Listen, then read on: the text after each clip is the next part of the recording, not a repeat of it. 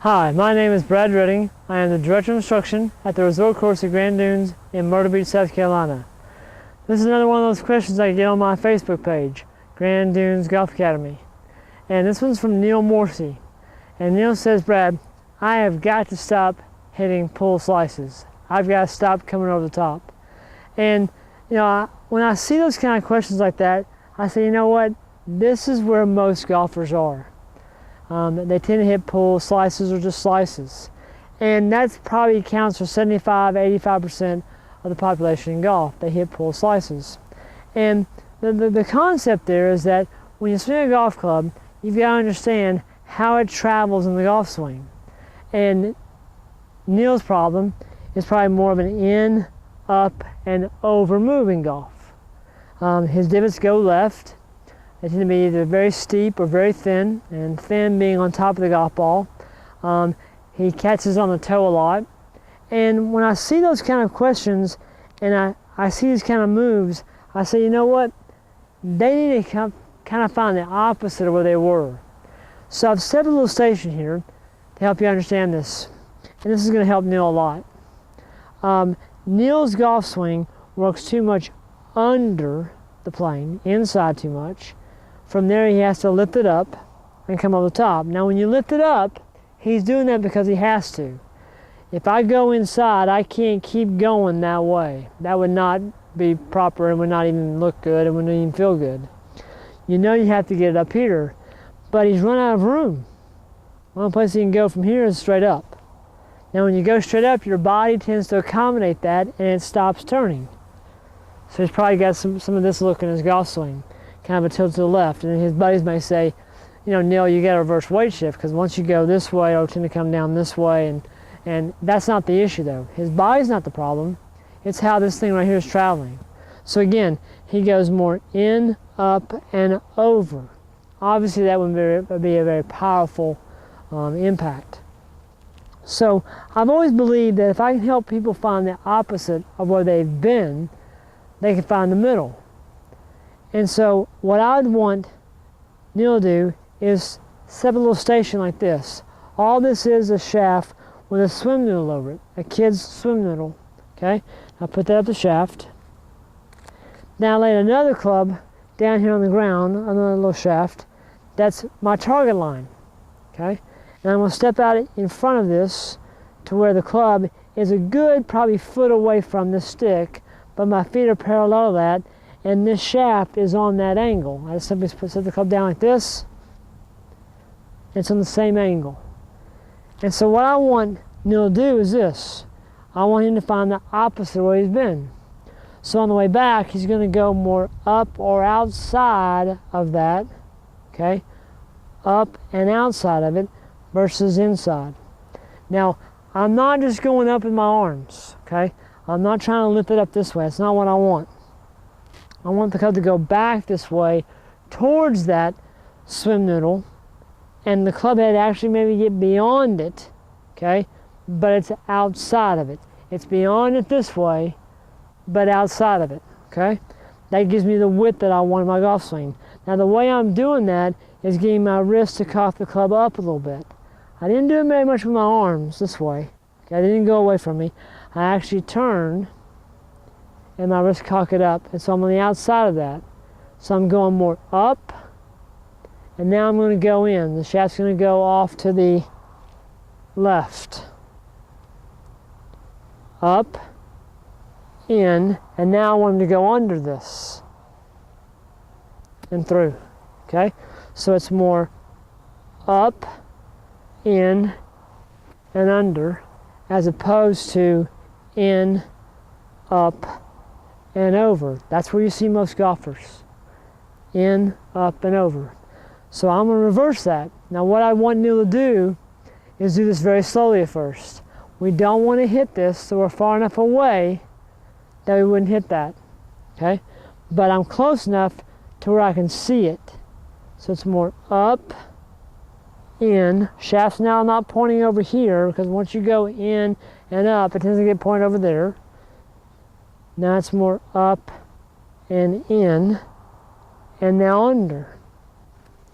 Now what he would notice first, Neal would see golf balls, they would start more to the right versus left. They'd go a lot higher because he's finding more of the back of the golf ball with the loft proper on the face. They'd feel a lot more solid, and they'd go a lot further. And the reason why is because I can develop some speed in my downswing this way. Tough to develop speed this way. Right? And I'm sure you've seen some people like that. The opposite of in, up, and over allows you to actually make a follow through. I can actually follow through now.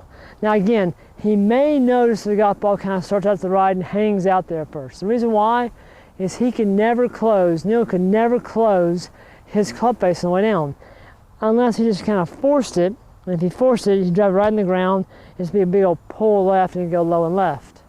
So that would be too forced. Now, with him going more up, in, and under, his hands can get involved.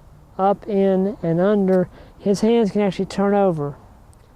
There's two ways to release a golf club in golf. There's one with my body. That'd be more body. And there's one with my hands. Well, you gotta learn how to use your hands first.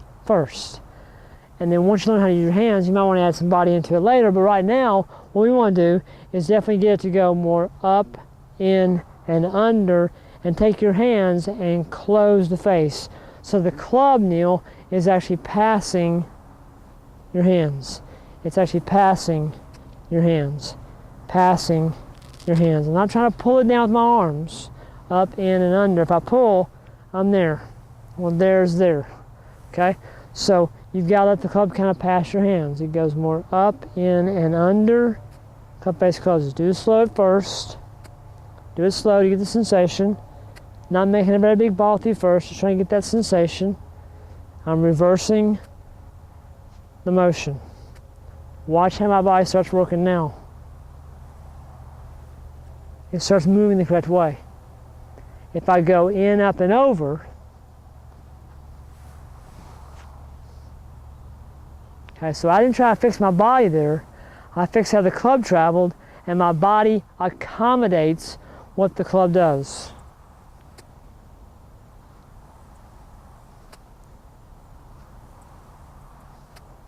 So he may have the feeling that he's swinging off to the right on the way down. But he's got the chance now. He's reversed his loop. Neal, you had a loop. In, up, and over. There's a loop. I've reversed the loop. Now this probably didn't feel like a loop because you've been there for a long time. So if that doesn't feel like a loop, this definitely will. And right now it is a little bit of a loop. But I'd rather you go that way than stay where you've been. So again, you do them slow at first, okay? As you get a little more accustomed to it, okay, you can start making more full swings. Up, in, and under, all the way through. Up, in, and under, all the way through. Remember, your hands can now release the golf club. It's pretty easy. And then you hit a golf ball. Now when you hit a golf ball, you've got to move away from it, okay? Get a little further away from the stick, okay? But you do the same thing. The ball's in line with the stick, okay? Club goes down. And after you got a little comfortable with it, you can make an actual swing. You go up, in, and under. Now, like I said, at first, they may go off to the right at first. It's not because your hands have never released the golf club. That's the only reason why. Is your hands have never released the golf club because they couldn't. In, up, and over, kind of hard to release it, okay? In, up, and under, it's possible now, but you're going to have to work on it a little bit, okay? So I like to do good things in threes in golf. Threes, okay? Golf comes in threes. Outside, inside, on plane, toe, heel, or middle, as far as impact on the face. My divot can be steep, thin, or perfect. Right? So golf comes in threes. So what I would do is this. A little close to the stick, and you do 2 rehearsals. Up, in, and under. And you do it again. Up, in, and under. Move a little further away from the stick. Put the ball down there, do the same thing. And you start all over again. So if you build yourself a little station here, you can actually work on your golf swing. If you don't have this here, you don't know where your club's going. I need to have something to kind of verify where I'm going. Well, it's pretty simple. A shaft, swim noodle over it. These are actually driveway markers that people use in the snow. Lay that on the ground. Get your feet parallel to that and the shaft at the end of it. Get down the angle of your shaft address and make lots of those. And again, kind of small and slow at first. Make that loop. Get used to it. Notice where the divot's going. Notice how the divot's kind of shallow. Maybe even a little bit behind the golf ball first, because if I go in, up, and over, that's in front of the golf ball too much. So maybe a little bit behind the golf ball first, which is fine, but it's shallow. And do it enough times to where you start getting that shape, and watch the ball flight. Golf ball should start right, maybe come back to the left a little bit. Should go a lot higher. The impact will feel incredibly solid, okay? It'll go further, and you're on your way to getting your golf swing to stay on plane.